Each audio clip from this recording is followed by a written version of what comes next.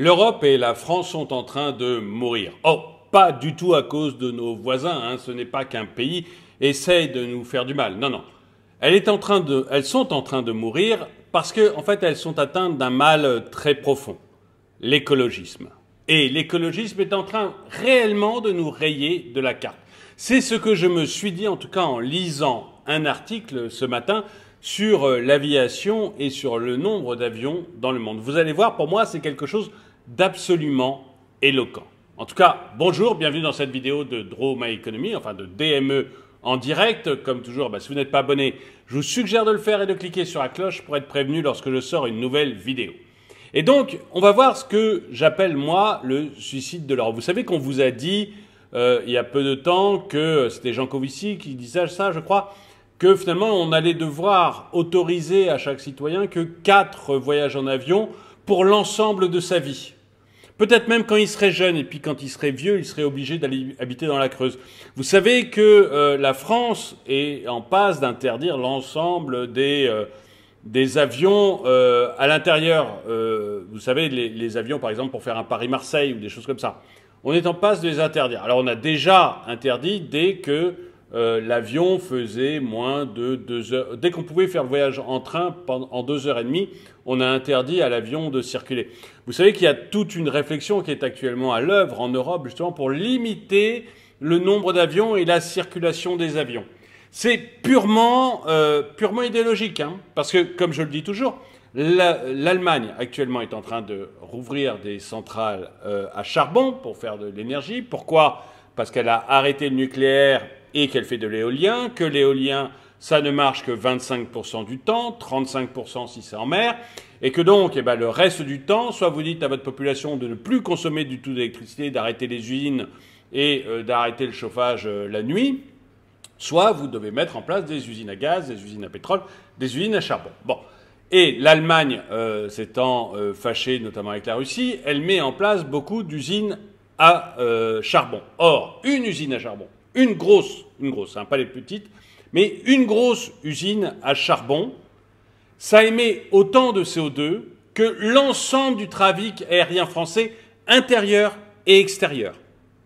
C'est-à-dire les vols Paris-Lyon, Paris-Marseille, Paris-Lyon qu'on n'a plus le droit de faire, ou Paris-Bordeaux qu'on n'a plus le droit de faire, et Paris-Marseille, mais également les vols Paris-Rio, Paris-Espagne, Paris-Allemagne, etc. L'ensemble du trafic français, intérieur et extérieur, c'est en émissions de CO2 l'équivalent d'une grosse centrale à charbon allemande. Et en ce moment, on ouvre plein de centrales à charbon allemandes. Le ministre écologique, parce qu'il est dans le parti vert allemand et il est ministre de l'économie, vient de dire qu'on allait rouvrir cet hiver plusieurs vieilles centrales à charbon pour pouvoir alimenter les industries. Donc vous voyez qu'on est vraiment... on est vraiment dans l'idéologie quand on nous interdit le transport aérien et qu'on veut absolument limiter le transport aérien. Et on va voir que beaucoup de pays, eux, ne se posent pas ce genre de questions du tout. La flotte mondiale d'avions devrait doubler dans les 20 ans, dans les 20 prochaines années. Et alors, au début, j'avais eu cet article, moi, dans Le Parisien. J'ai trouvé ça très, très intéressant de lire l'article dans Le Parisien. C'est pas là-dedans qu'on va le lire, hein, mais je vous mets juste les premières phrases du Parisien.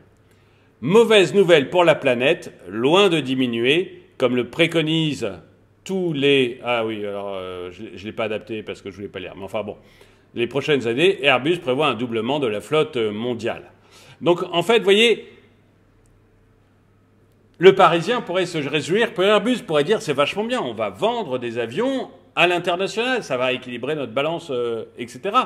Ou il pourrait se dire, bon, visiblement, il y a une croissance, puisqu'il y a de plus en plus d'avions, c'est que l'économie fonctionne et qu'il y a une croissance. Non. La seule vue du journaliste, c'est mauvaise nouvelle pour la planète. C'est dire si en Europe, on nous a mis des lunettes écologiques qui brisent tout. Parce que, encore une fois, vous allez voir qu'effectivement, il y aura 2 fois plus d'avions, mais ce n'est pas grâce à l'Europe.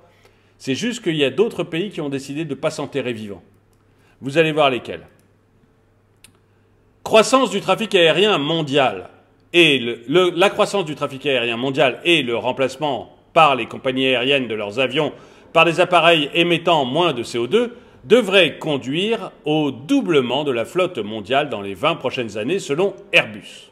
Dans ses prévisionnels annuels, publiés mercredi à quelques jours de l'ouverture du Salon international de l'aéronautique et de l'espace du Bourget, l'avionneur européen table sur un besoin de 40 850 avions passagers et cargo neufs d'ici 2042, portant la flotte mondiale à 46 560 appareils contre 22 880 début 2020. Cette estimation est en légère hausse, 3,4%, par rapport à la précédente publiée avant le salon de Farnborough en juillet 2022. Donc Airbus nous dit, voilà, on va faire plus d'avions, je vais fabriquer plus d'avions, la flotte mondiale va doubler. Si Airbus table sur davantage d'avions neufs, il anticipe que les appareils destinés à répondre à la croissance du trafic aérien seront un peu moins nombreux, 23 680 contre 24 050 lors des précédentes prévisions. Mais que le besoin en avions destinés à remplacer les appareils de génération précédente sera plus important, 17 170 avions contre 15 440 auparavant. Bon, ça c'est des détails techniques pour l'avion, mais après tout mon sujet est aussi sur le doublement de la flotte, donc je le dis. Le nombre d'avions déjà en service et qui le seront toujours en 2042 est donc revu à la baisse. Ça va passer de 7 440 appareils à 5 710 appareils, ce qui est plutôt une bonne chose, puisque les nouveaux avions ont plus de sécurité, consomment moins de carburant, etc. Donc c'est plutôt une bonne chose. Nous constatons une augmentation des livraisons, mais il s'agit davantage de livraisons de remplacement pour le renouvellement de la flotte et pour des avions plus économes en carburant, a assuré Bob Lange, responsable de l'analyse commerciale et des prévisions de marché chez Airbus. Le secteur aérien mondial s'est engagé à la neutralité carbone en 2050, ce qui passe notamment par des avions plus économes en carburant, donc émettant moins de CO2. Actuellement, seul un quart de la flotte en service concerne des avions de dernière génération qui consomment jusqu'à 25% de moins que la précédente. Très bien.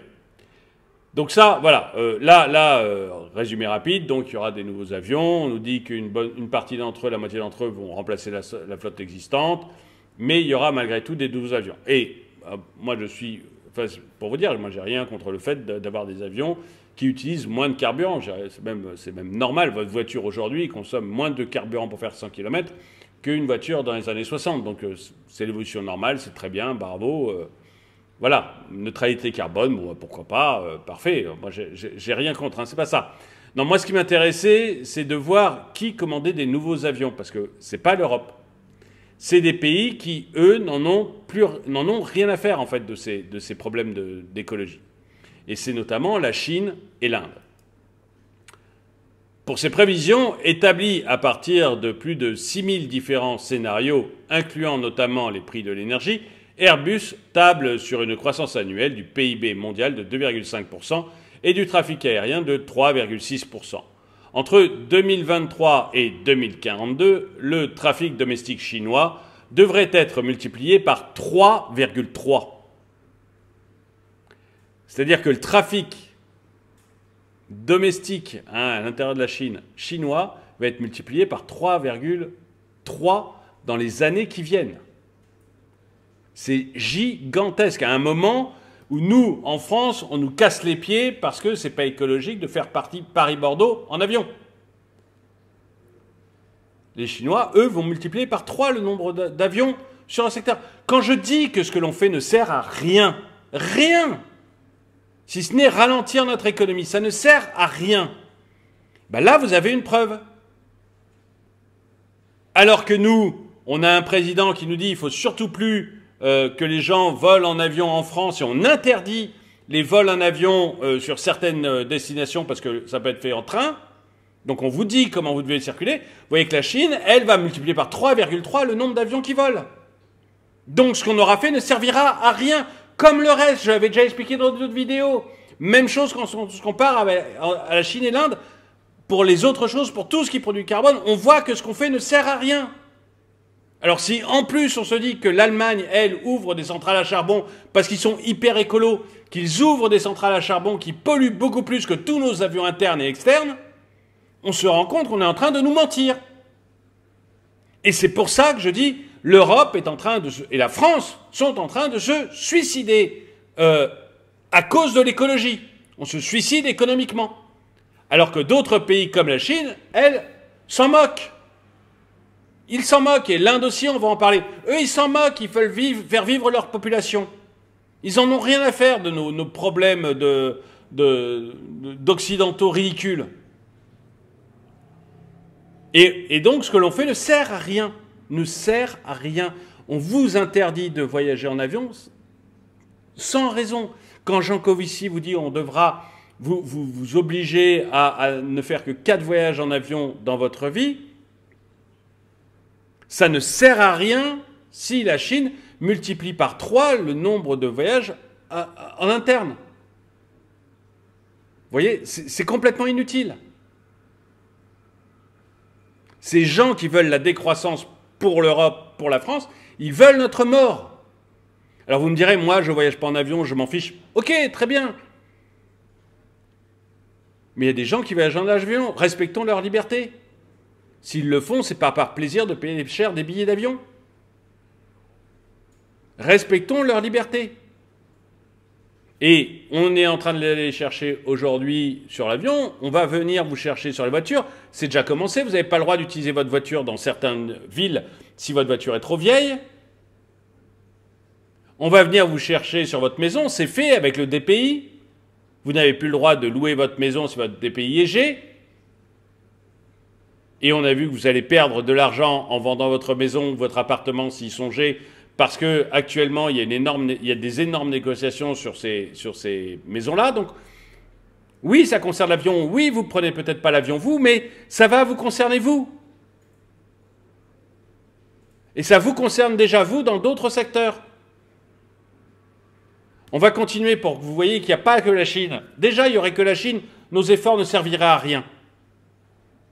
Mais on va voir qu'il n'y a pas que la Chine.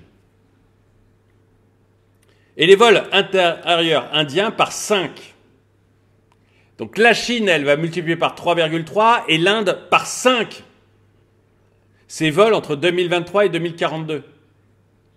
Est-ce que vous croyez vraiment que votre Paris-Bordeaux change quelque chose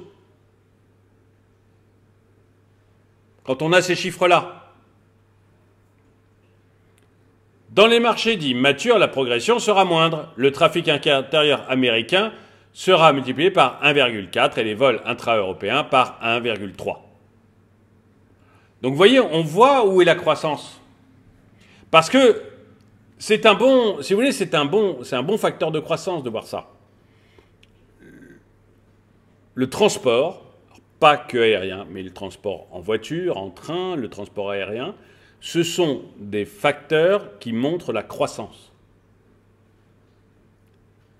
Si vous avez une multiplication par 5 en Inde, c'est que la croissance est extrêmement forte chez eux.